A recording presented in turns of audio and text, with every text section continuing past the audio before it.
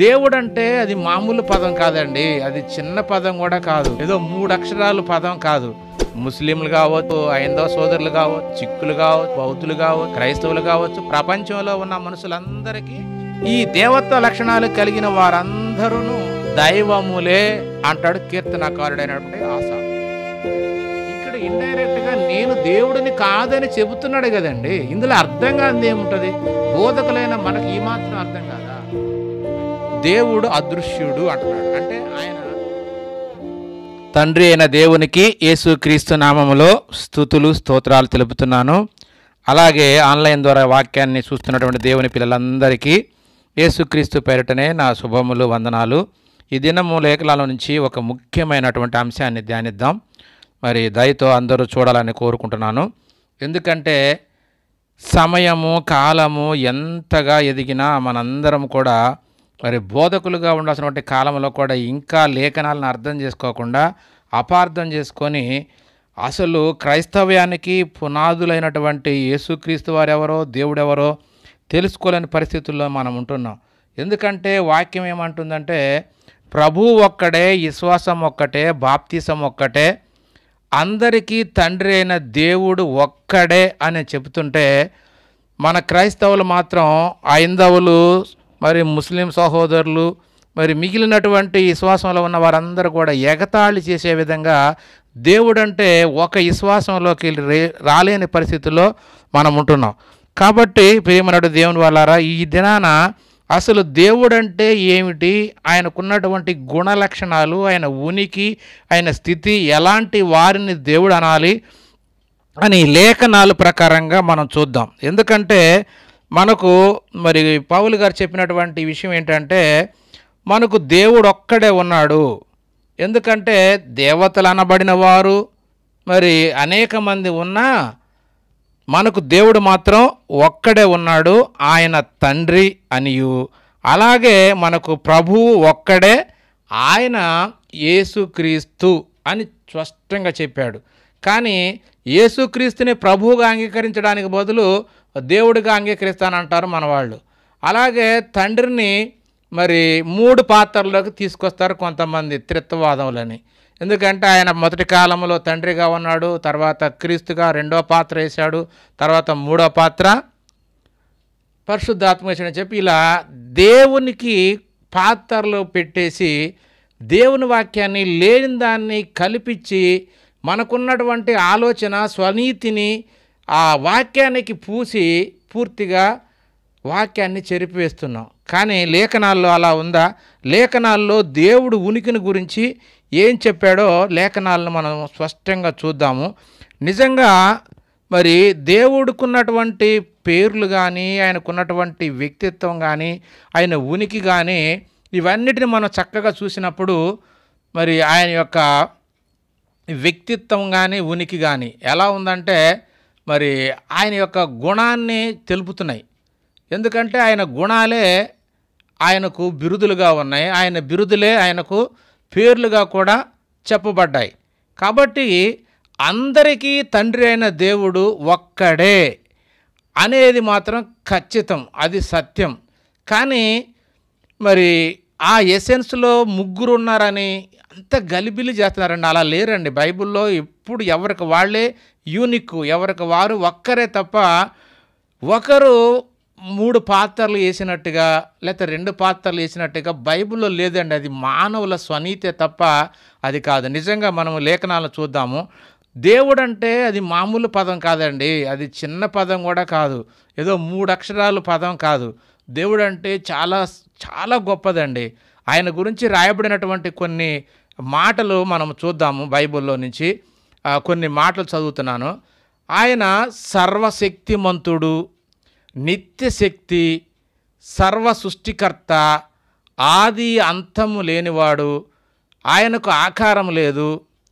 మరి ఆయన అదృశ్యుడు, అనంత జ్ఞాని, అద్వితీయుడు, క్షయము కానివాడు, చావు పుట్టుకులు లేనివాడు, సర్వాంతర్యామి, అగోచరుడు, ఆయన మానవుడు కాదు, నరపుత్రుడు కాదు, మార్పు లేనివాడు, ఇలాంటి పేర్లు ఎన్నో ఉన్నాయండి. ఇంకా ఈ కాకుండా కూడా ఆయన ప్రేమ స్వరూపి, నీతి స్వరూపుడు, యథార్థవంతుడు, న్యాయవంతుడు అని ఇలాంటి ఎన్నో ఆయన పేర్లు ఆయన తత్వాన్ని బట్టి మరి ఒక్క దేవునికే ఇవన్నీ ఉన్నాయన్న సంగతి మనకు ఖచ్చితంగా అర్థమవుతుందండి. ఖచ్చితంగా చూస్తే ఇక ఈ దేవుని ప్లేస్లోనికి ఎవరిని తీసుకొని రాకూడదు. ఈయనకు సాటి ఎవ్వరూ లేరు, ఈయనకు సమానులు కూడా లేరు. అందుకే ఆయన అద్వితీయుడు అని బైబిల్ చెప్తుంది. కాబట్టి ఈ అద్వితీయ దేవుడైనటువంటి వాడిని ద్వితీయుడుగా, తృతీయుడుగా అంటే ఇద్దరుగా, ముగ్గురుగా మరి మనుషుల యొక్క కల్పన కథలతోటి వాక్యాన్ని బోధిస్తున్నారు. దేవుడు అలా లేడండి. దేవుడు ఆయన యూనిక్, ఆయనే సాటి. ఆయనకు సాటి అయిన వాళ్ళు ఇంకొకళ్ళు ఎవ్వరూ లేరు. మనం లేఖనాలన్నింటినీ కూడా ధ్యానించినప్పుడు మనకు అదే విషయం మనకు అర్థమవుతుంది. కాబట్టి లేఖనాలు కొన్ని రెఫరెన్సులు చూసి ఆ రెఫరెన్సుల్లో ఉన్నటువంటి కొన్నిటిని మాత్రమే ఈరోజు వివరించుకుందాము, చూద్దాము. మొట్టమొదట నిర్గమకాండము 6వ అధ్యాయము 22-3 వచనాల్లో దేవుడు మోషేతో ఇట్లనెను, నేను యెహోవాను, నేను సర్వశక్తి గల దేవుడను అంటున్నాడు. అలాగనే సంఖ్యాకాండము 23:19లో దేవుడు అబద్ధమాడుటకు ఆయన మానవుడు కాదు, పశ్చాత్తాపపడుటకు ఆయన నరపుత్రుడు కాదు. ఎందుకంటే ఆయన యొక్క గుణాలన్నీ ఇవన్నీ కూడా ఆయన యొక్క ఉనికిని చాటేటువంటి రిఫరెన్సులు మీకు చెప్తున్నాను నేను. కాబట్టి ఆయన మానవుడు కాదు, నరపుత్రుడు కాదు అని స్పష్టంగా బైబిల్ చెప్తుంది. అలాగనే మరి ఇంకా యోబు గ్రంథంలో ఒక మాట ఉంది. 37వ అధ్యాయం 27వ వచనంలో సర్వశక్తుడగు దేవుడు మహత్యము గలవాడు, ఆయన అగోచరుడు. అగోచరుడు అంటే కనిపించనివాడు అని. అలాగనే ఇంకా యెషయా గ్రంథంలో 44వ అధ్యాయం 6వ వచనంలో నేను మొదటివాడను, కడపటివాడను, కడపటి వారితో కూడా ఉండేవాడును అనే సంగతిని మరి ఇక్కడ తెలియజేశాడు. ఇంకా 43:15లో కూడా ఏమన్నా అంటే యెహోవానగు నేనే మీకు పరిశుద్ధ దేవుడును, ఇశ్రాయేలీల సృష్టికర్తనగు నేనే దేవుడును అని ఇక్కడ చదివించాడు. కాబట్టి ఎన్ని వచనాలు ఉన్నాయంటే దగ్గర 15-20 వచనాల దాకా ఉన్నాయండి. అయితే కొన్ని మాత్రమే నేను మీకు తెలియజేస్తున్నాను. ఇంకా ఏమంటున్నాడంటే ఆ యెషయా గ్రంథము 40:25 వచనంలో నీవు ఇతనితో సమానుడువని మీరు నన్నెవరికి సాటి చేయుదురు అని పరిశుద్ధుడు అడుగుచున్నాడు. అలాగనే మలాకి గ్రంథము 2:10లో ఏమంటున్నాడంటే మనకందరికీ తండ్రి ఒక్కడే కాడా, ఒక్క దేవుడే మనలను సృష్టించలేదా. అలాగనే 3:6 వచనం యెహోవానగు నేను మార్పు లేనివాడను, యెహోవానగు నేను మార్పు లేనివాడను అంటున్నాడు. అలాగనే మరి యోహాను గారు ఏమంటున్నాడంటే 14వ అధ్యాయం 28వ వచనంలో నా తండ్రి నాకంటే గొప్పవాడు, అంటే దేవుడు అందరిలో అందరికంటే పైగా ఉన్నాడు అన్న సంగతి ఇక్కడ మనకు ఈ లేఖనాన్ని బట్టి అర్థమవుతుంది. అంటే క్రీస్తులో, పరిశుద్ధాత్మలో, నీలో, నాలో, అందరిలో కూడా అందరిగా ఉన్నాడన్న సంగతి మనకు లేఖనాలన్నీ చూస్తే మనకు అర్థమయ్యేది అవే. ఇంకా రోమపత్రికలో ఆయన గురించి ఆయన ఎలాంటి వాడో చెప్తున్నాడు. రోమపత్రిక 1వ అధ్యాయం 20వ వచనం ఆయన అదృశ్య లక్షణములు అనగా ఆయన నిత్య శక్తియు దేవత్వమును అంటున్నాడు. అంటే ఆయన లక్షణాలు అంటే కనిపించే లక్షణాలు ఏంటంటే నిత్య శక్తి అంటున్నాడు. నిత్య శక్తి అంటే ఎల్లప్పుడూ ఎవర్ లాస్టింగ్ పవర్ అని కూడా ఇంగ్లీష్లో ఉంటుంది. అంటే ఆ శక్తి ఎప్పుడు లాస్ అయ్యేది కాదండి.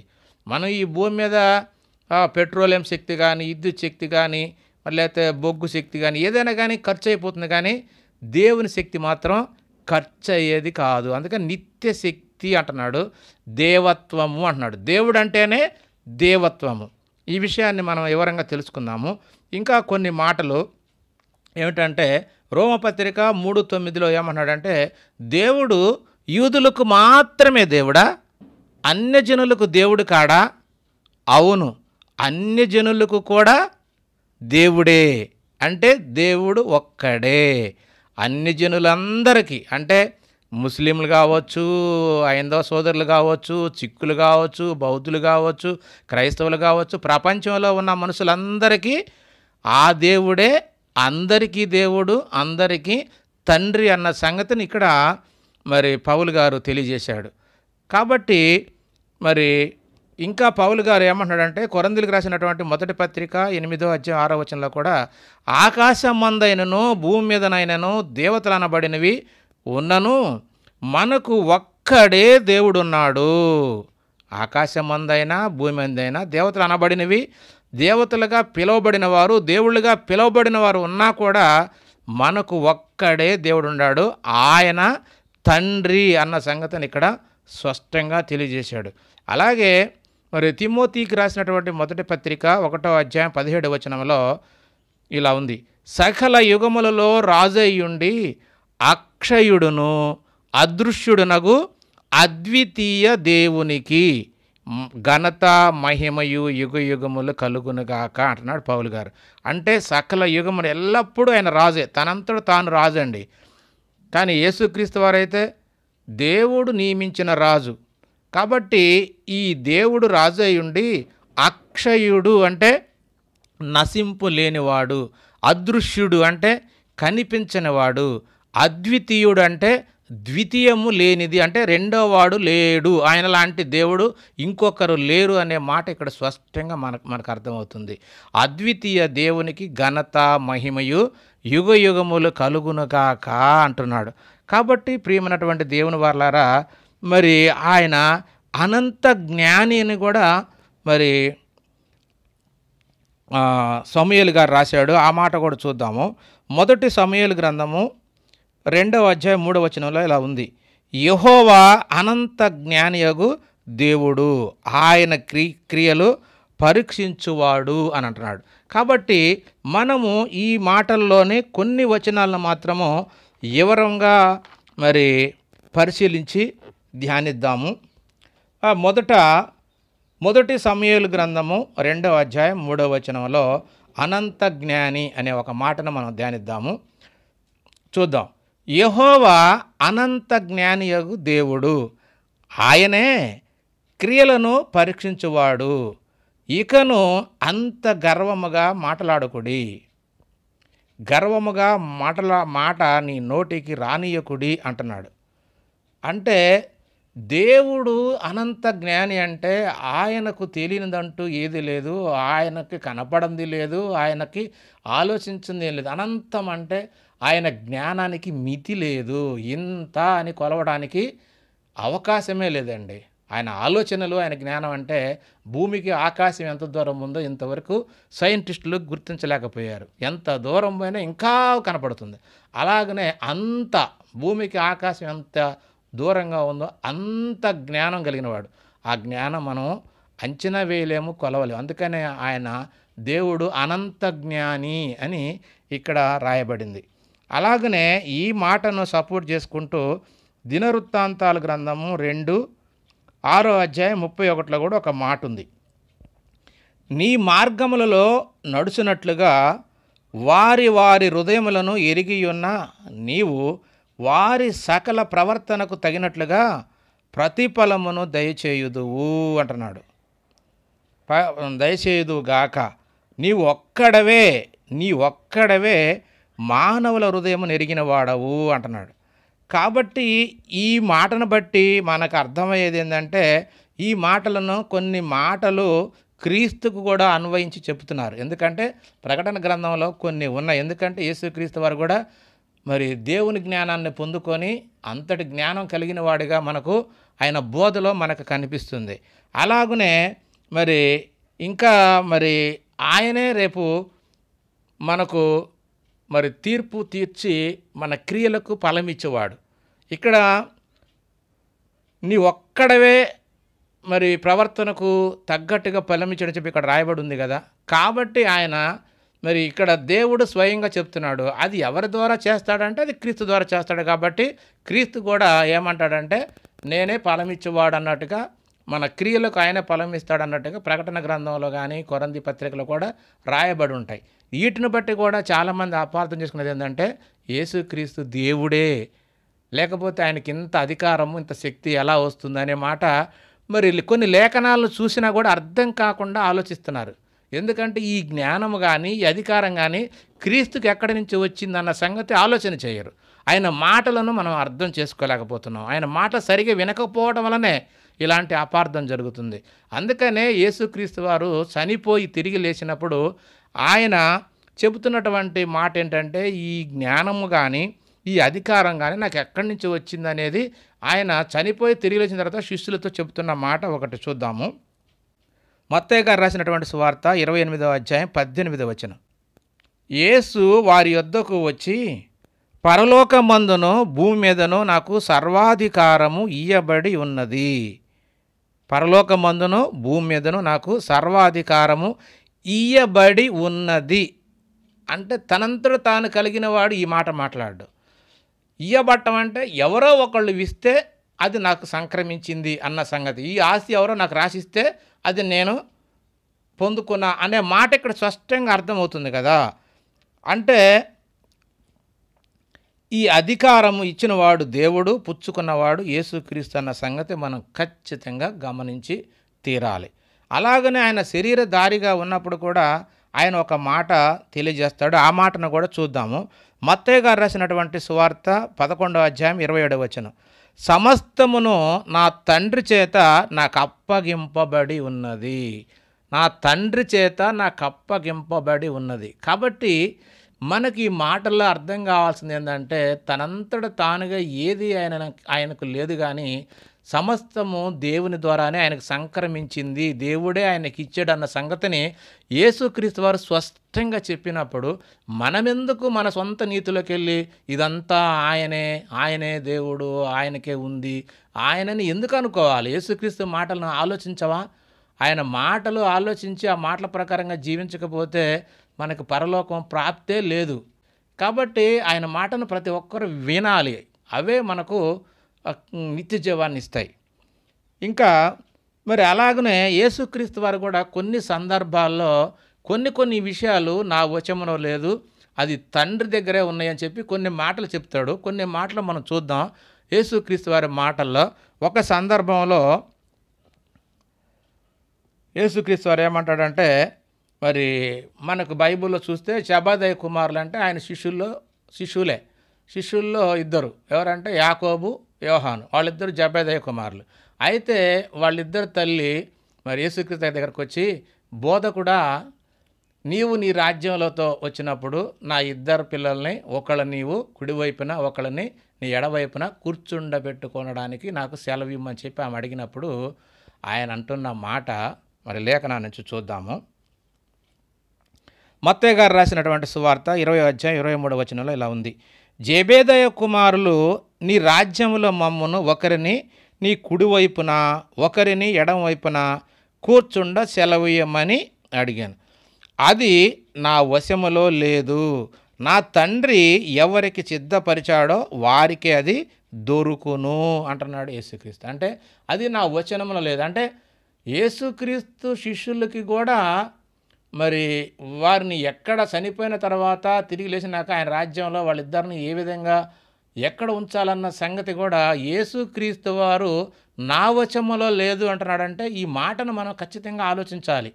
అంటే యేసుక్రీస్తు వారు దేవుడు అనుకుంటే, సర్వాధికారం ఆయనకుంటే ఇది ఎందుకు యేసుక్రీస్తు వారు నా వశములో లేదు, నా చేతిలో లేదు అనే మాట ఎందుకు అంటున్నాడంటే, ఖచ్చితంగా ఈయనకంటే గొప్పవాడు, పెద్దవాడు, తండ్రి అయిన దేవుడు ఉన్నాడన్న సంగతి మనకు అర్థం కావాలి కదా. ఇంకొక సందర్భాన్ని కూడా చూద్దాము. ఆయన శిష్యులు ఆయన అడుగుతారు, అయ్యా నీ రాకడకు సూచనలు ఏమిటి, ఎప్పుడు జరుగుతుంది అని కనుక ఖచ్చితంగా వాళ్ళు అడిగినప్పుడు ఆయన అంటున్నాడు, మత్తయి గారు రాసినటువంటి సువార్త 24వ అధ్యాయము 36వ వచనం.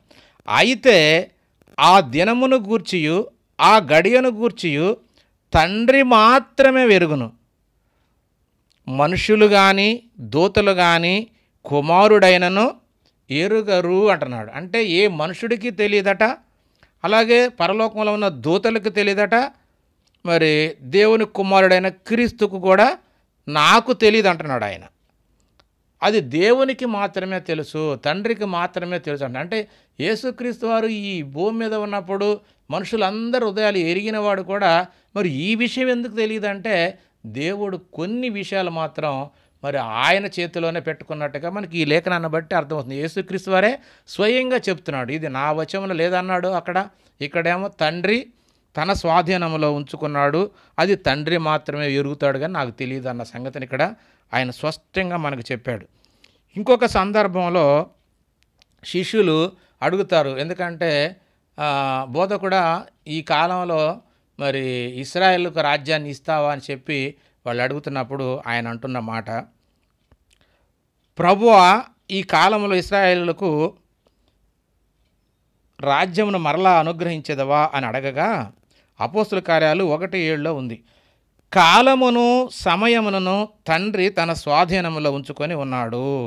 కాలములను సమయములను తండ్రి తన స్వాధీనములో ఉంచుకొని ఉన్నాడు, వాటిని తెలుసుకొనుట మీ పని కాదు అంటున్నాడు. అంటే ఇన్ని విషయాలు ఆయన స్వయంగా చెబితే మనకు అర్థం కావటంలా. అలాగనే ఇంకొక సందర్భంలో కూడా ఆయన ఏమంటాడంటే మరి ఆయన దగ్గరికి మరి ఆ ప్రాంతంలో పోతున్నప్పుడు ఆయన వెంటబడి ఒక ఆయన అడుగుతున్నాడు, నిత్య జీవానికి వారసుడు అనగుటకు నేను ఏమి చేయాలి అని ఒకడు మరి ఆయన అడుగుతూ, సద్బోధకుడా నిత్యజీవం కావాలి, ఏం చేయాలి నేను చెప్పి ఆయన అడిగినప్పుడు ఆయన అంటున్నాడు, మార్కు సువార్త 10:18 యేసు, నన్ను సత్పురుషుడని ఎలా చెప్పుచున్నావు?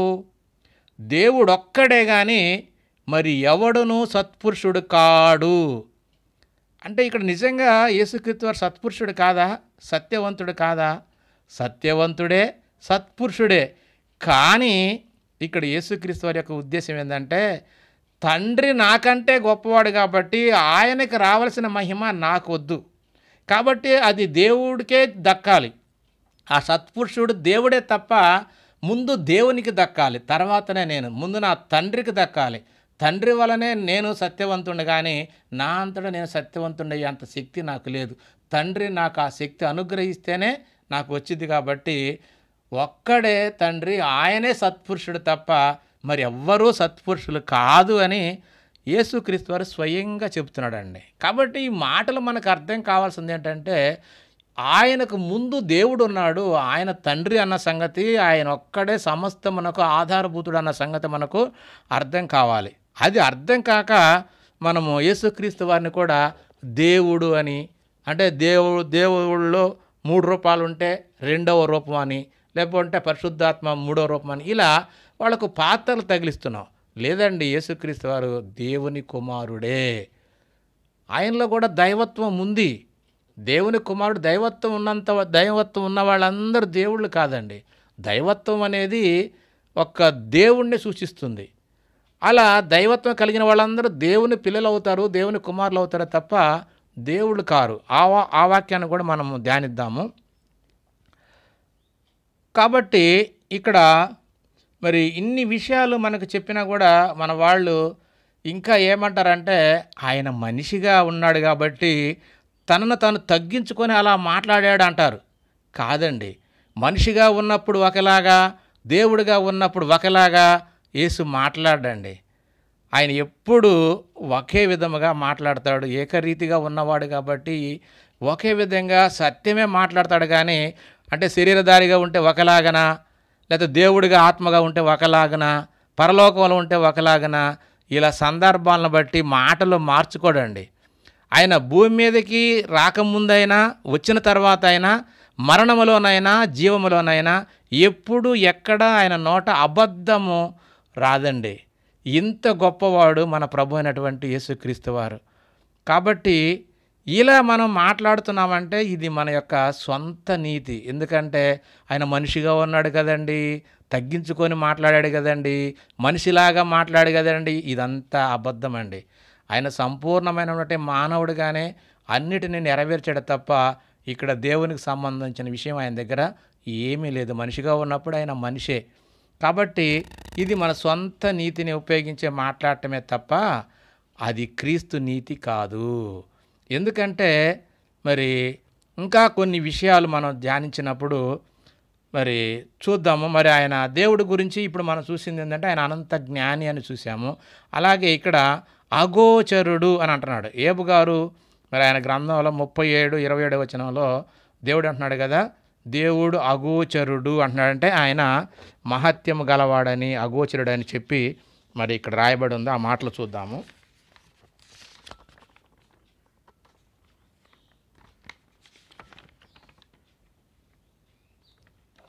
సర్వశక్తుడగు దేవుడు మహత్యము గలవాడు, ఆయన అగోచరుడు. అంటే మనకు తెలుసు కదండి, అగోచరుడు అంటే గోచరము కానిది, అంటే కనిపించనిది. కనిపించని వాడు దేవుడు అంటున్నాడు, అంటే అదృశ్యుడు, కనిపించడు అన్న సంగతిని ఇక్కడ మరి దేవుడు కనిపించడు. ఇది మన ఖచ్చితంగా ప్రతి ఒక్కరికి అర్థం కావాలి లేఖనాలను బట్టి. అలాగే పౌలు గారు కూడా ఏమంటాడంటే తిమోతికి రాసిన పత్రికలో ఆయన ఏమంటాడంటే, మరి తిమోతికి రాసినటువంటి మొదటి పత్రిక 1వ అధ్యాయము 17వ వచనం ఏమంటాడంటే, సకల యుగములలో రాజయ్యుండి అక్షయుడును అదృశ్యుడునగు అద్వితీయ దేవునికి ఘనత మహిమ కలుగును కాక అంటే అదృశ్యుడు అంటే ఇక్కడ కూడా సేమ్ ఆయనకు లాగానే మాట్లాడుతున్నాడు. ఏబు గారి లాగానే దేవుడు అదృశ్యుడు అంటున్నాడు, అంటే ఆయన కంటికి కనిపించడు అని. అలాగే మోషే గారు కూడా ఒక విషయాన్ని తెలియజేశాడు. ఆయన ఏమంటాడంటే మరి సంఖ్యాకాండము 23:19 వచనంలో ఇలా ఉంది. ఏమిటంటే, దేవుడు అబద్ధమాడుటకు ఆయన మానవుడు కాదు, పశ్చాత్తాపపడుటకు ఆయన నరపుత్రుడు కాదు అంటున్నాడు. కాబట్టి ఈ మాటలను బట్టి బోధకులమైన మనకు అర్థం కావా? ఇందులో ఏమైనా గూఢార్థము కానీ మర్మము కానీ ఏమైనా ఉందా? అగోచరుడు అంటే దేవుడు కనిపించడు, అంటే మానవ కళ్ళతో దేవుణ్ణి చూడలేము అని అర్థం తెలుస్తుంది. అలాగే పౌలు గారు చెప్పింది కూడా అదే కదా, అదృశ్యుడు అంటే కనిపించడు. ఎందుకంటే ఆయన శక్తి అంటాడు. శక్తి కనుక కనపడుద్దా అండి? సర్వశక్తి. శక్తిని మన కళ్ళతో చూస్తామా? చూడలేం కదా. ఈ మాటను బట్టి కనిపించేవారు ఎవరైనా దేవుడు కాదు, దేవుడు అనేవాడు కనిపించడు. కాబట్టి నీకు ఎవరైనా సరే శరీరాన్ని ప్రకారంగా నీ కంటితో నువ్వు చూడగలిగావు అంటే నువ్వు చూడగలిగినది ఏదైనా, ఏ ఆకారమైనా సరే, చివరికి యేసుక్రీస్తు ఆకారమైనా సరే అది దేవుడు కాదు అన్న సంగతి నువ్వు ఖచ్చితంగా ఈ లేఖనాన్ని బట్టి, అపోస్తులు ఇచ్చిన సాక్ష్యాన్ని బట్టి, క్రీస్తు వారు ఇచ్చిన సాక్ష్యాన్ని బట్టి ఖచ్చితంగా నువ్వు రూఢీపరచుకోవాలి. కనీసం మనకి మరి ఈ మాత్రం జ్ఞానం కూడా లేదా? బోధకులుగా మనం బోధిస్తున్నాం కదా, కనీసం క్రీస్తు చెప్పిన మాట అయినా మనకు అర్థం అవుతుందా? ఆ మాట కూడా మనం లేఖనాన్ని చూద్దాము. యోహాను గారు రాసినటువంటి సువార్త 5వ అధ్యాయము 37వ వచనం, మరియు నన్ను పంపిన తండ్రియే నన్ను గూర్చి సాక్ష్యం ఇచ్చుచున్నాడు. మీరు ఏ కాలమందైనను ఆయన స్వరము వినలేదు, ఆయన స్వరూపమును చూడలేదు. అంటే ఏ కాలం అంటే ఆదాము కాలమా, అబ్రహాం కాలమా, నోవా కాలమా, మోషే కాలమా, యేసుక్రీస్తు కాలమా, అపోస్తుల కాలమా, ప్రస్తుత కాలమా, ఏ కాలమందైనా సరే ఆయన స్వరము వినలేదు, ఆయన స్వరూపమును చూడలేదు అంటున్నాడు యేసుక్రీస్తు వారు. నిజంగా యేసుక్రీస్తు వారు ఏమన్నా అబద్ధం చెప్తాడా అండి? ఇక్కడ మరి యేసుక్రీస్తు వారు కనుక దేవుడు అని కనుక మనం అనుకున్నా, లేదా ఆ ఆలోచన యేసుక్రీస్తు వారికి ఉన్నా, మరి ఆయన శరీరంతో ఎవరు చూడలేదండి.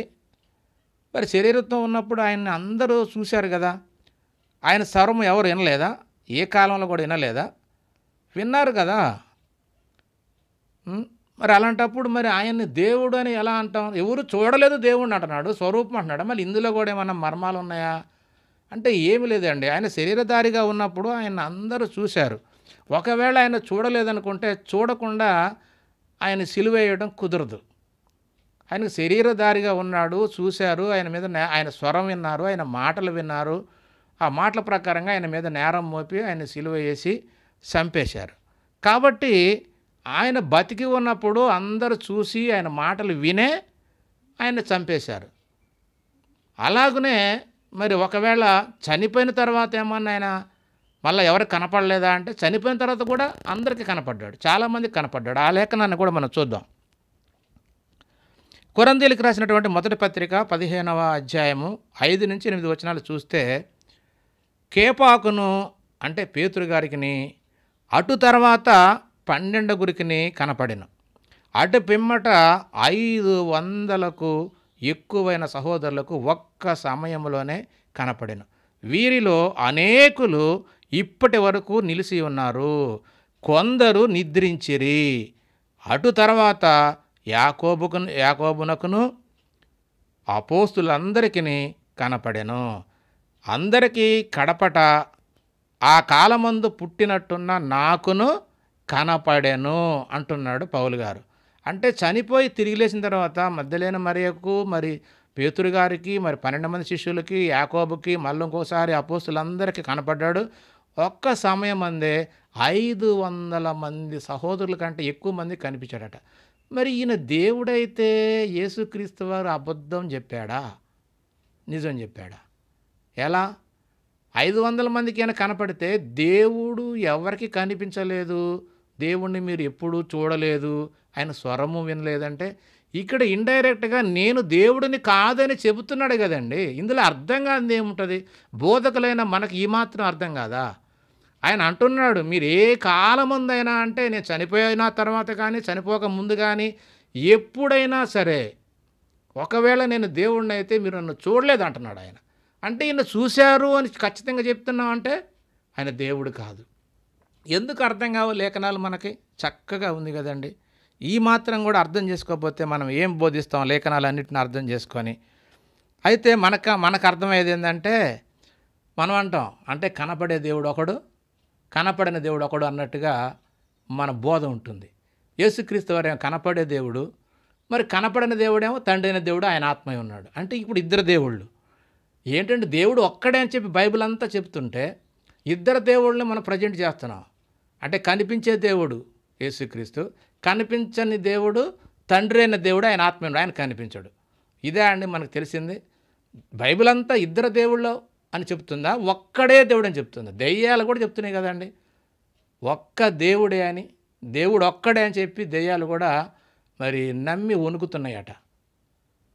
అరే మనమెందుకు అర్థం కావట్లేదు, మనమెందుకు వాక్యాన్ని ఫాలో కావట్లేదంటే మనకు సొంత నీతి ఒకటి అడ్డం వస్తుంది. ఎందుకంటే చాలా చోట్ల దేవుడికి వాడబడిన పదాలు క్రీస్తుకి వాడబడ్డాయి, క్రీస్తుకి వాడబడ్డ పదాలు పరిశుద్ధాత్మ కూడా వాడబడ్డాయి కనుక దేవుణ్ణి, కుమారుణ్ణి, పరిశుద్ధాత్మని కలిపేసి ముగ్గురు ఒకే సెన్సులో ఉన్నారు, ముగ్గురు త్రిత్వంలో ఉన్నారు. కాబట్టి ముగ్గురు వేరువేరుగా ఉన్నా ఒక దేవుడు అని తిక్క సమాధానాలు చెప్పుకుంటూ ఏ వాళ్ళకి సరిపడే వచనాలను చూపించుకొని చెప్తున్నారు. కానీ బైబిల్లో అది కరెక్ట్ కాదండి. మనం అర్థం చేసుకోకపోవటమే లోపం తప్ప ఇక్కడ దేవుడు 3 రూపాలుగా లేవుడండి. తండ్రి అయిన దేవుడు యూనిక్, ఆయన లాంటి వాళ్ళు ఇంక ఎవ్వరు ఉండరు, ఉండడానికి కూడా బైబిల్ ఒప్పుకోవట్లేదు. ఇంకా కొన్ని మాటలు మనం చూద్దాము. రోమాపత్రిక 1వ అధ్యాయం 20వ వచనంలో ఒక మాట చూద్దాం. దేవుడు నిత్యశక్తి అంటున్నాడు. దేవుడు నిత్యశక్తి, దేవత్వము అంటున్నాడు పౌలు గారు. అంటే దేవుడు అంటేనే దేవత్వము, ఆయన నిత్యశక్తిమంతుడు అన్న సంగతి ఇక్కడ మనకు లేఖనాన్ని బట్టి అర్థమవుతుంది. అంటే దేవత్వం అంటేనే దేవుడు. ఈ దేవత్వ లక్షణాలు కలిగిన వారందరూ దైవములే అంటాడు కీర్తనకారుడైనటువంటి ఆసాపు. ఎందుకంటే ఈ దైవత్వ లక్షణాలు కలిగిన వారందరూ దైవములే, దేవుడు కాదు. దైవములు వేరు, దైవము వేరు.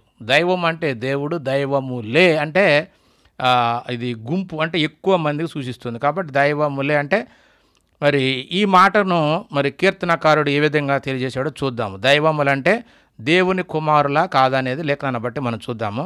కీర్తన 82వ కీర్తన 6వ వచనం, మీరు దైవములనియు అని ఆగి ఏమంటున్నాడంటే, అంటే ఏమిటని అర్థం చెబుతున్నాడు. మళ్ళా మీరందరూ సర్వోన్నతుని కుమారులు అనియు నేనే సెలవిచ్చుచున్నాను. దైవములంటే ఇక్కడ అర్థం ఏంటంటే మీరందరూ సర్వోన్నతుని కుమారులు. దైవములు అంటే ఏంటంటే సర్వోన్నతుని కుమారులు, సర్వోన్నతుని కుమారులందరినీ దైవములు అంటున్నాడు ఇక్కడ దేవుడు. నేనే సెలవిచ్చున్నాను అంటున్నాడు. అంటే దేవత్వము కలిగిన వారందరూ దేవుని కుమారులే, కానీ దేవుళ్ళు కాదు. దేవుడిగా మనం ఇంకొకరిని చేయడానికి అవకాశమే లేదు. కాబట్టి దేవుడు ఒక్కడే, ఆయన లక్షణము, ఆయన దేవత్వ గుణాలు కలిగిన వాళ్ళు ఎవరైనా సరే ఆయనకు కుమారులే అవుతారు, కానీ దేవుడు కాదు. అంటే దేవుడు అంటేనే దేవత్వం. ఆ దేవత్వాన్ని ఎవరు సంపాదించుకుంటారో వాళ్ళందరూ దేవుని కుమారులు అవుతారే తప్ప దేవుడు కారు. అది గుర్తుపెట్టుకోవాలి. కాబట్టి మరి ఈ విషయాన్ని యేసుక్రీస్తు వారు బోధించే సమయంలో కూడా ఆ సందర్భం వచ్చింది. కాబట్టి ఈ లేఖనాన్ని యేసుక్రీస్తు వారు మరి చూపించి చెప్పడం కూడా చూస్తాం. ఎందుకంటే యూదులు ఆయన బోధించేటప్పుడు ఆయన మీద రాళ్ళు వేయడానికి ఎత్తారు. అప్పుడు ఆయన అంటాడు, నేను మంచి క్రియ చేశాను కదా, నన్ను ఎందుకు రాళ్లతో కొట్టాలనుకుంటున్నారు అన్నప్పుడు, నువ్వు మంచి క్రియ చేసినందుకు కాదు, కానీ నువ్వు మనుషుడు అయి ఉండి దేవుడిని చెప్పుకుంటున్నావు అని ఆయన మీద అభియోగం మోపారు. కానీ ఆయన ఎప్పుడు దేవుడిని చెప్పుకోలేదు, దేవుని కుమారుడనే చెప్పుకున్నాడు. ఆ మాటనే ఆయన ఇక్కడ చెప్తున్నాడు. యోహాను గారు రాసినటువంటి సువార్త 10వ అధ్యాయము 34వ వచనం. అందుకు యేసు, మీరు దైవములని నేనంటినని మీ ధర్మశాస్త్రములో రాయబడి ఉండలేదా? లేఖనము నిరర్ధకము కానేరదు కదా. దేవుని వాక్యం ఎవరికి వచ్చెనో వారే దైవములని చెప్పిన ఎడల నేను దేవుని కుమారుడునని చెప్పినందుకు, అంటే ఇక్కడ ఏంటి అంటే దేవుని వాక్యము ఎవరికి వస్తే, అంటే దేవుని మాటలు ఎవరైతే చెప్పడానికి ఇష్టపడి ఆ దేవుని యొక్క కృప పొందుకొని ఆ మాటలైతే దేవుడు ఎవరికైతే ఇస్తాడో ఆ మాటలు పొందుకున్న వాళ్ళందరూ కూడా దేవుని కుమారులే అన్న సంగతిని ఇక్కడ మనకు అర్థం కావాలి. అంటే దేవుని వాక్యం ఎవరికి వస్తే వారే దైవములని చెప్పిన ఎడల నేను దేవుని కుమారుడని చెప్పినందుకని, ఇక్కడ కూడా దైవములంటే ఏమిటంటే దేవుని కుమారుడు అని చెప్పాడు. దైవములంటే దేవుని కుమారుడు, దైవములంటే దేవుని కుమారులే అన్న సంగతి మనకు అర్థం కావాలి. అంటే దేవుని వాక్కులు ఎవరికి వస్తాయో వారే దేవుని మాటలు బోధిస్తారు, వారందరూ దేవుని కుమారులని లేఖనంలో రాయబడి ఉన్నది కదా. నేను చెప్పు మాటలు దేవునివే అంటున్నాడు. ఇవి నా అంతట నేను సొంతంగా చెప్పటం లేదు, కాబట్టి దేవుని మాటలే చెప్పుచున్నాను. దేవుని మాటలు చెప్పేవారు దేవుని కుమారులే, అందుకే నేను దేవుని కుమారుడని చెప్పాను. ఇది దైవదూషణ ఎలా అవుతుంది అన్న సంగతిని మరి ఇక్కడ ఆయన తెలియజేశాడు. అలాగనే ఇంకా కీర్తనకారుడు కూడా ఒక మాట తెలియజేశాడు. ఆ మాట కూడా చూద్దాము. 89వ కీర్తన 6వ చరణం. మింటను అంటే పైన, మింట అంటే పైన లేకపోతే ఆకాశం లేకపోతే పరలోకం. మింటన యెహోవాకు సాటి అయిన వాడెవడు? దైవపుత్రులలో యెహోవా వంటి వాడెవడు? దైవపుత్రులలో అంటే దేవుని పిల్లలలో కూడా యెహోవా వంటి వాడెవడు? పరిశుద్ధ దూతల సభలో ఆయన మిక్కిలి భీకరుడు, తన చుట్టూనున్న వారందరికంటే భయంకరుడు. అంటే ఇక్కడ దైవపుత్రుల్లో కూడా యెహోవా లాంటి వారు ఎవరు లేరు అన్న సంగతిని మనకు ఖచ్చితంగా ఈ మాటను బట్టి అర్థం కావాలి. అంటే దేవుని కుమారుడు అంటే దేవుడు దేవదూతలను కూడా ఆ కుమారులుగానే చూస్తున్నాడు. ఆ దేవదూతలను మాత్రమే కాదు, మరి మనల్ని కూడా ఆయన తన కుమారులుగానే పిలుస్తున్నాడు, చూస్తున్నాడు అనే సంగతి మనకు తెలుసు. మనకు లేఖనాల ప్రకారంగా మరి మనల్ని కూడా కుమారులుగానే చూస్తున్నాడు అన్న సంగతి మరి ఎబ్రీలకు రాసిన పత్రికలో పౌలు గారు చెప్తాడు. ఆ మాట చూద్దాం. ఎబ్రీలకు రాసిన పత్రిక 12వ అధ్యాయము 7వ వచనం. శిక్షాఫలము పొందుటకై మీరు సహించుచున్నారు, దేవుడు కుమారులునుగా మిమ్మును చూచుచున్నాడు. తండ్రి శిక్షింపని కుమారుడెవడు? కుమారులైన వారందరూ శిక్షలో పాలు పొందుచున్నారు. మీరు పొందని ఎడల దుర్బీజులే గాని కుమారులు కారు. అంటే ఈ మాటను బట్టి మనకు అర్థం కావాల్సింది ఏంది? మనము కూడా శ్రమలు పడాలి. అంటే క్రీస్తు శ్రమపడి దేవుని కుమారుడిగా ఏ విధంగా అయితే నిరూపించబడ్డాడో మనము కూడా ఆయనలాగానే దేవుని కుమారులుగా పిలువబడాలి. అంటే ఖచ్చితంగా శ్రమలు పొందుకోవాలి. అంటే దేవుడు శిక్షించినప్పుడు ఆ శిక్షకు మనము లోబడాలి తప్ప శిక్షను తప్పించుకోవడానికి ప్రయత్నం చేయకూడదు. ఒకవేళ ఆ శిక్షను తప్పించుకోవాలనుకుంటే మీరు దుర్బీజులే కానీ నా పిల్లలు కారు అన్న సంగతిని ఇక్కడ ఈ లేఖనాన్ని బట్టి పౌలు గారు చెప్తున్నటువంటి విషయం. కాబట్టి ప్రియమైనటువంటి దేవుని వారలారా, మరి యేసుక్రీస్తు వారు సంపూర్ణంగా దేవుణ్ణి ఆయన శరీరం ద్వారా చూపించి ప్రతి శిక్షను ఆయన శరీరం ద్వారా అనుభవించి సంపూర్ణంగా దేవుని యొక్క దైవత్వాన్ని ఆయన శరీరంలో చూపించాడు. ఆ మాటనే పౌలు గారు కొలస్సీలకు రాసిన పత్రికలో మరి తెలియజేశాడు. ఆ మాట చూద్దాం. కొలస్సీ పత్రిక 2వ అధ్యాయం 9వ వచనం. దేవత్వము యొక్క సర్వ పరిపూర్ణత శరీరముగా క్రీస్తునందు నివసించుచున్నది అంటున్నాడు పౌలు గారు. అంటే దేవత్వం అంటే ఏమిటో, క్రీస్తు శరీరాన్ని ఏ విధంగా సిలువలో బలి చేశాడో, శరీరాన్ని లెక్క చేయకుండా, శరీరానికి ఎంత బాధ వచ్చినా దాన్ని అనుభవించాడు తప్ప తప్పించుకోలేదు. కాబట్టి దైవత్వం అంటే ఆయన శరీరంలో పడ్డ పాట్లు, ఆ బాధలు చూస్తే నిజంగా దేవుడే చేయగలడు తప్ప ఇంకెవరు ఈ పని చేయలేరు అన్నట్టుగా అంతగా దేవుణ్ణి తన శరీరం ద్వారా మహిమపరిచి ఆయన శరీరం ద్వారా ఆ దేవుణ్ణి తనలో చూపించగలిగాడు యేసుక్రీస్తు వారు. కాబట్టే దేవుడు ఆయన్ని అంతగా మెచ్చుకొని, ఈయన నా ప్రియకుమారుడు, ఇతని యందు నేను ఆనందిస్తున్నానని చెప్పి ఆయన పరలోకంలో ఉన్న వారిలో కానీ, భూమి కింద ఉన్న వారిలో కానీ, భూమి మీద ఉన్న వారిలో కానీ, ప్రభుత్వము కంటేను మరి ఈ యుగంలో కానీ రాబోయే యుగంలో కానీ ఏ పేరు మోసినటువంటి గొప్ప వారందరికంటే కూడా గొప్ప నామాన్ని ఇచ్చి ఆయన కుడిపార్శ్వమునకు హెచ్చించెను అనే మాటలు మనకు ఎఫెసీ పత్రికలో ఉంటాయి. కాబట్టి ప్రియమైనటువంటి దేవుని వారలారా, మనకు అర్థం కావాల్సింది ఏంటంటే, మరి మనందరము దేవుని స్వరూపంలోనే పుట్టుచున్నాం కూడా. పుట్టిన తర్వాత వివిధ తంత్రములు కల్పించుకొనుచున్నాం. ఎందుకు?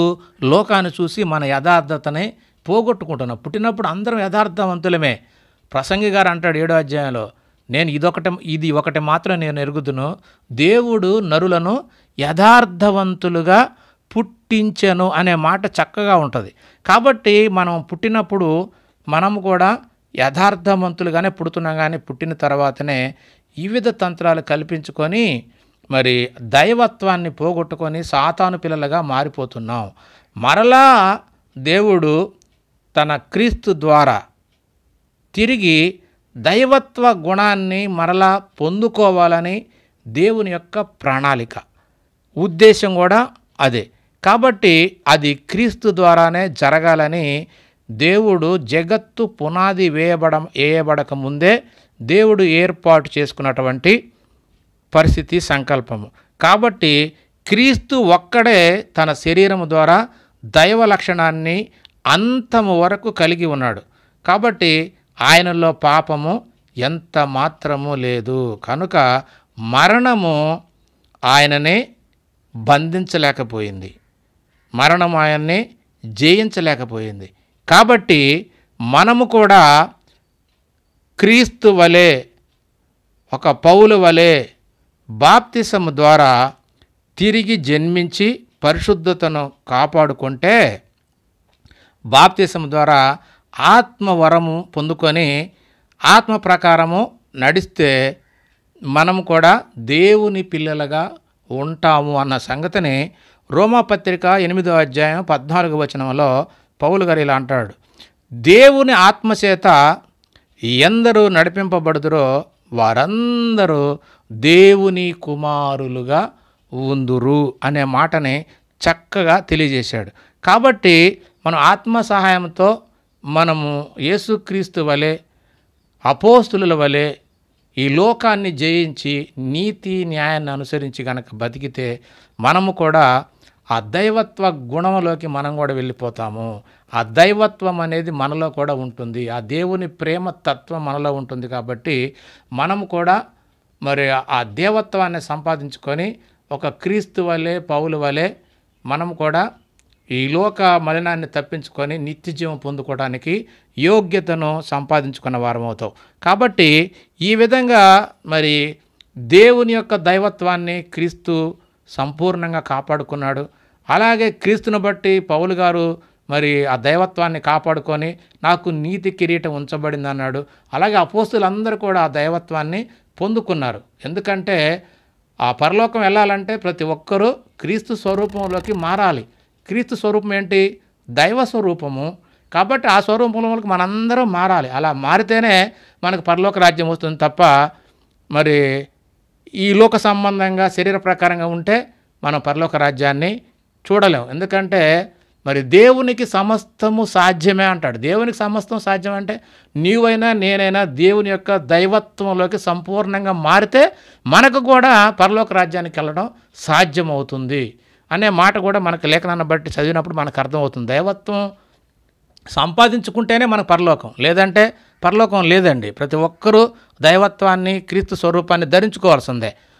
మనమేమో పుట్టిన తర్వాత పోగొట్టుకున్నాం, ఆ దేవుని స్వరూపాన్ని పోగొట్టుకున్నాం. తిరిగి క్రీస్తులో జన్మించి క్రీస్తు ద్వారా దైవత్వాన్ని సంపాదించుకొని నీతి న్యాయాలను అనుసరించి శ్రమ అయినా కష్టమైన నిందలైన అవమానాలైనా క్రీస్తు వలె జీవించి దేవునితోటి శభాష్ అనిపించుకుంటేనే, ఆ గుణం మనలోకి వస్తేనే, ఆ స్వరూపం మనలోకి వస్తేనే ఖచ్చితంగా మనం పరలోకం పోగలుగుతాం. కాబట్టి ప్రియమైనటువంటి దేవుని వారారా, మనకు అర్థం కావాల్సింది ఏంటంటే మరి దైవత్వ గుణాలు కలిగిన వాళ్ళందరూ దేవుళ్ళు కాదు. యేసుక్రీస్తులో దైవత్వం ఉంది. దైవత్వం ఉన్నంత మాత్రాన దేవుడు కాదు, దేవుని కుమారుడు. పరిశుద్ధాత్మలో ఉంటుంది. ఆయన పరిశుద్ధాత్మ కూడా దేవునికి కుమారుడుగానే చెప్పబడ్డాడు. అలాగే నీవైనా నేనైనా అపోస్తులైన అందరూ కూడా దేవలోకం వెళ్ళాలంటే ఖచ్చితంగా ఆ క్రీస్తు స్వరూపము దేవుని స్వరూపం మనలో కూడా ఉండాలి. అలా ఉంటేనే పరలోకంలోకి యోగ్యత ఉంటుంది. ఎందుకంటే దేవుడు పరిశుద్ధుడు, ఆయన పరిపూర్ణుడు. ఆయన ఉండే లోకంలోకి వెళ్ళాలంటే మనం కూడా పరిశుద్ధులముగా పరిపూర్ణులుగా సంపూర్ణంగా క్రీస్తు వలె పౌలు వలె మారాలి. అలా మారితే దైవత్వం కలిగి దేవుని కుమారులుగా ఉంటామే తప్ప దేవుళ్ళము కాదు. దేవుడు ఒక్కడే, ఆయన తండ్రి. ఈ సంగతి మనకు ఖచ్చితంగా తెలియాలి. కాబట్టి మరి దైవత్వాన్ని సంపాదించి దేవలోకం చేరాలి అంటే అందరూ దేవుళ్ళలాగా జీవించాలి అన్న సంగతి మనకు ఖచ్చితంగా అర్థం. కాబట్టి దేవుడు అందరికీ తండ్రిగా అందరిలో ఉన్నాడు. మనమందరము ఆయన ఆత్మలో భాగం అంటాడు యోహాను గారు. చూద్దాం ఆ మాట.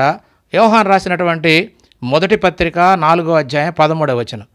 మనము ఆయన యందు నిలిచి ఉన్నామనియు ఆయన మన యందు ఉన్నాడనియు తెలుసుకొనుచున్నాము.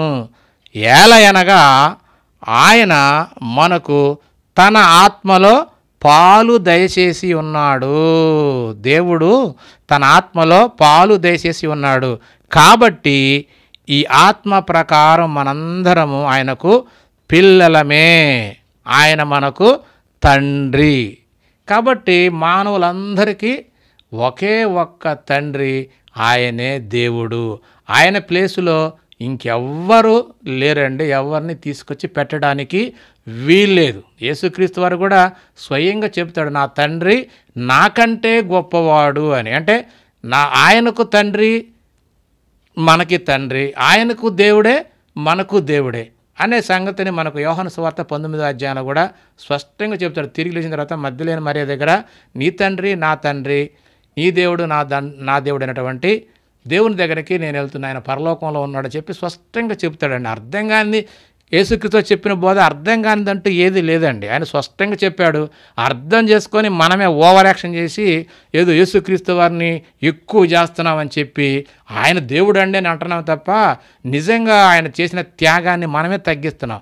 ఎందుకంటే ఒక మనిషిగా ఆయన చేసినటువంటి గొప్ప త్యాగం ఏంటంటే మనిషిగా ఉండి దేవునిలా బతికాడే, ఆ క్వాలిటీని తగ్గిస్తున్నాం మనం. ఆయన దేవుడు అనడం వలన దేవుడు దేవుడిగా బతకడం గొప్ప విషయం కాదండి, మనిషి దేవుడిగా బతకడం గొప్ప విషయం. ఇది మనకు అర్థం కాక యేసుక్రీస్తుని దేవుని కుమారుడు అంటే తగ్గిస్తున్నామని చెప్పి అనుకుంటున్నారు, కానీ తగ్గించడం కాదండి, ఆయనను గొప్ప చేయడం. ఒక మనిషిగా ఉండి మనుషులు ఎవ్వరూ చేయలేనటువంటి పనిని దేవుడంతటి వాడుగా దేవుని క్రియలు చేయగలిగాడంటే అంత గొప్ప మానవుడు ఈ లోకంలో ఇంకెవ్వరూ లేరండి, ఒక్క యేసుక్రీస్తు వారు తప్ప. అంత గొప్పవాడిని ఆయన స్థితిని అర్థం చేసుకోకుండా ఆయన్ని దేవుడు అని చెప్పి ఆయన స్థితిని మనం తగ్గిస్తున్నాం. దేవుడు కాబట్టి ఆయనకు అన్నీ సాధ్యమే, ఏదైనా చేయగలడు. దేవుడు అలా చేయడం గొప్ప విషయం ఏముంది? ఆ దేవుడికి ఉన్నటువంటి గుణం నాకు, ఆ దేవుడికి ఉన్న శక్తి నాకు ఉంటే నేను కూడా చేస్తానని చెప్పి చాలా సీపుగా మాట్లాడుకునేటట్టుగా యేసుక్రీస్తు వారిని ఇలా మరి క్రైస్తవ సోదరులు చాలామంది మార్చేశారండి. నిజంగా యేసుక్రీస్తు వారు సంపూర్ణంగా మానవుడేనండి. ఈ భూమి మీద ఆయన సాగించిన ప్రతి పని కూడా మనిషిగానే సాధించాడు కాబట్టి ఆయన పరిపూర్ణమైన మానవుడే కానీ పరిపూర్ణమైనటువంటి దేవుడు కాదండి. ఎందుకంటే దేవుడు తండ్రి ఆయన పరలోకంలో ఉన్నాడు, ఆయన ఎప్పుడు రాలేదు. ఆయన శక్తిని ఆయన అధికారాన్ని తన కుమారుడైన క్రీస్తుకిచ్చి ఈ లోకంలోకి పంపించాడే తప్ప ఆయన ద్వారా మనందరం రక్షణ పొందుకోవాలని ఆయన్ని మనకు ప్రభువుగాను రక్షకుడుగాను న్యాయాధిపతిగా మనకు రాజుగా ఆయన నియమించాడు. ఇదే చెప్తారు అపోస్తులందరూ కూడా. ఏం చెబుతారంటే మీరు సిలువ వేసి చంపినటువంటి ఈ యేసునే దేవుడు ప్రభువుగాను క్రీస్తుగాను నియమించెను. ఇది ఇశ్రాయేలుల వంశమంతయు రూఢిగా నమ్మాలి. మీరు ఎవరినైతే చంపారో ఆ యేసును దేవుడు తిరిగి 3వ దినాన లేపాడు. దీనికి అపోస్తులైనటువంటి మేమందరము సాక్షులము అంటారు. ఈ మాటలు కూడా మనకు అర్థం కావండి.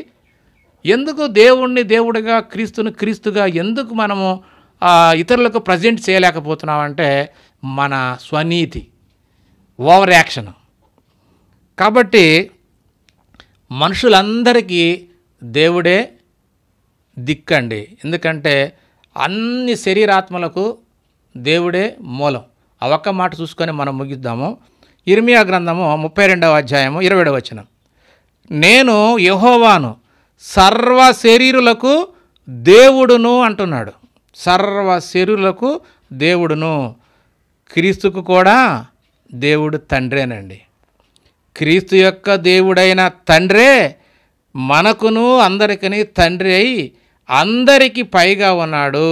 కాబట్టి మనం మొట్టమొదట చూసినటువంటి ఎఫెసీకి రాసిన పత్రికలో విశ్వాసం ఒక్కటే, బాప్తిసం ఒక్కటే, అందరికీ తండ్రి అయిన దేవుడు ఒక్కడే. ఆయన అందరికీ పైగా ఉన్నవాడే, అందరి ద్వారా వ్యాపించి అందరిలో ఉన్నాడు. కాబట్టి ప్రియమైన దేవుని వారలారా, దేవుడు అనడానికి ఒక్క తండ్రి అయిన దేవునికే ఆ పదం వాడాలి తప్ప క్రీస్తుకు కానీ పరిశుద్ధాత్మకు కానీ అపోస్తులకు కానీ వేరెవ్వరికి కూడా వాడటానికి వాక్యం ఒప్పుకోవట్లేదు. దేవుడు ఇష్టపడలేదు, యేసుక్రీస్తు ఇష్టపడలేదు. వాళ్ళే ఇష్టపడినప్పుడు నీవు నేను ఏయో కొన్ని మాటలను చూసి మరి కొన్ని ట్రాన్స్లేషన్ మిస్టేక్లో లేకపోతే ఏయో చిన్న చిన్న లోపాలను చూసి అక్కడ చూపించడం కోసం ఆయనొక్క దేవుడు ఈయనొక్క దేవుడు, ఆయన మహాదేవుడు ఈయన చిన్న దేవుడు అని చెప్పి లేనిపోని కల్పించి విశ్వాసులని మరి నరకానికి నడిపించడం. అంటే అలాంటి శాస్త్రుల పరిచయాల గురించి అంటాడు యేసుక్రీస్తు, మీరు పరలోకం పోయే వాళ్ళని కూడా పోనివ్వరు అన్నట్టుగా ఈ రోజున నేటి బోధకులు డబ్బుల కోసమో లేకపోతే సంఘాలను స్థిరపరచుకోవడం కోసం, సంఘాల అభివృద్ధి కోసం లేఖనాన్ని ఉన్నట్టుగా బోధించకుండా తెలిసినా కూడా జనాలకి ఏదైతే వినడానికి అలవాటు పడ్డారో, ఏదైతే వాళ్ళ దురద చెవులు కలిగి మరి సొంత బోధకులు ఏర్పాటు చేసుకున్నారో అలాగనే ఈ బోధకులు కూడా ఆ విశ్వాసాలకు తగ్గట్టుగానే వాళ్ళకు అనుకూలమైన బోధలు చేసి వాళ్ళ దగ్గర డబ్బులు గుంజి వీళ్ళు మరి లాభం సంపాదించుకోవడానికి ప్రయత్నం చేస్తున్నారు తప్ప నిజంగా పరలోకం తీసుకెళ్ళాలన్నట్టు ఆలోచన నేటి క్రైస్తవులలో బోధకులైన వారికి చాలామందికి అట్లాంటి జ్ఞానం, అట్లాంటి దేవుని తత్వం లేదని ఖచ్చితంగా చెప్పవచ్చు. కాబట్టి ప్రియ సహోదరులారా, ఇప్పటి వరకు చూసినటువంటి మాటలను బట్టి దేవుడు ఒక్కడే, ఆయన తండ్రి, యేసుక్రీస్తు వారు ఆయన కుమారుడైనటువంటి ప్రభు రాజు దేవుడు మన కొరకు ఆయన్ని పంపించి మనందరికి రాజుగా ఆయన నియమించాడు. ఆయన ద్వారానే మనం పరలోకం వెళ్ళాలి, ఆయన ద్వారానే మనము నీతిమంతులుగా తీర్చబడాలి, ఆయన ద్వారానే మనము పరలోకానికి యోగ్యత సంపాదించుకోవాలి. ఎందుకంటే ఆ దేవుని దగ్గరికి వెళ్ళాలంటే యేసుక్రీస్తు వారే మార్గము, సత్యము, జీవము. ఆయన ద్వారా తప్ప తండ్రి అయినటువంటి ఆ పరలోకపు తండ్రి దగ్గరికి ఎవ్వరూ చేరలేరు. కాబట్టి సోదర, జాగ్రత్తగా ఆలోచించి సత్యాన్ని, వాక్యాన్ని విని సత్యానికి విజయం చేకూరుస్తారని ప్రభు పేట మనం చేస్తూ నేను ముగిస్తున్నాను. అందరికీ వందనాలు. దేవునికి స్తోత్రం.